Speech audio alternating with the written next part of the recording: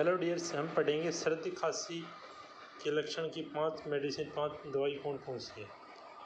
सर्दी खांसी के लक्षण की 5 मेडिसिन। फर्स्ट आती है अपनी जाइलोमेटाजोलिन नेजल ड्रॉप। जाइलोमेटाजोलिन नेजल ड्रॉप, जब आपकी नाक बंद हो जाती है तो इसमें इसको यूज़ किया जाता है। फिर आती है एम्ब्रोक्सोल सिरप, खांसी और गले की खराश के लिए।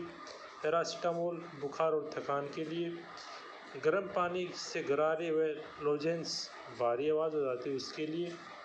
स्ट्रीजिन, छींक और एलर्जी के लिए यूज़ की जाती है। Okay, thank you guys. बिना डॉक्टर की सलाह से कोई दवाई आपको नहीं लेनी है। ओके।